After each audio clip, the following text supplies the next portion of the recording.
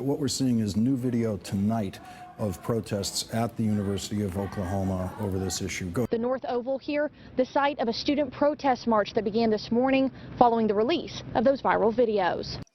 With recent events such as police brutality in the SAE chant video, many blacks feel that activism is necessary in order to be heard.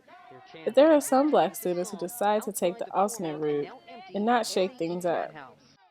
These are the silent voices of OU.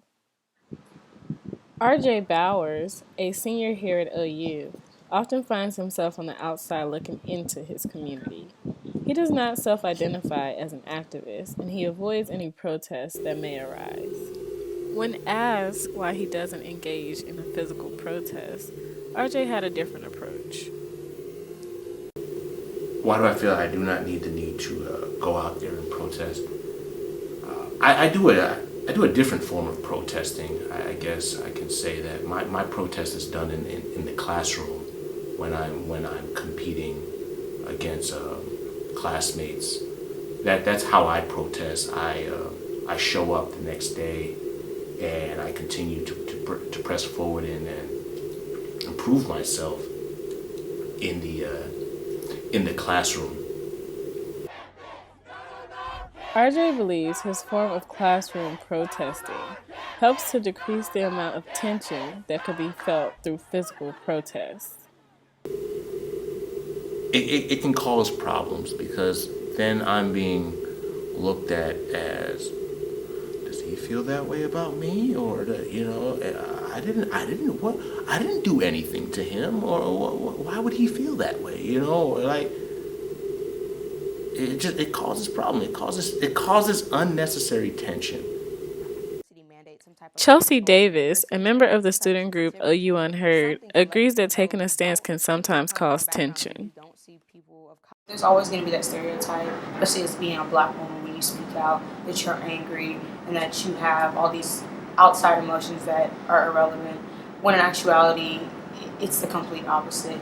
I think that we have made targets on our backs just because we did choose to not only speak out against what was happening on Greek Road, but speak out against university administration and really point the finger at OU to do better. So I think that most definitely people look at us differently, people talk about us differently, but at the end of the day, I know deep down in my heart that it's only for the better of the community and has nothing to do with me as an individual. In response to blacks who choose not to protest, I most definitely question why any black student, black citizen, why you wouldn't speak out against social injustices. I think oftentimes in today's society, black people think that if they play a certain role underneath the majority, that it will exclude them from the minority, when in actuality, if you get pulled over, you're still seen as a black man and or a black woman. RJ questions whether this way of thinking is beneficial. Until we can get past that us versus them, then we're not going to be able to move forward progressively, and we're just not going to be able to move forward. Like I said, when I walk into a room, you automatically know that I am a black woman. There is no question about it. So me saying, let's just ignore race because it creates a division, well, I can't, because I can't turn it off, if that makes sense.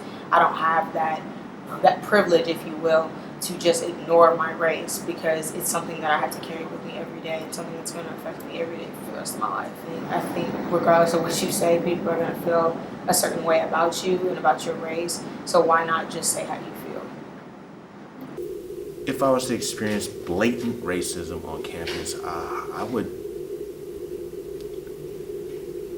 would probably disassociate myself with that particular group, because if they feel that way about me, then I don't have to deal with them. I don't have to deal with them if I don't want to. I'm not going to sit there and say, no, you're going to accept me for who I am. I'm just going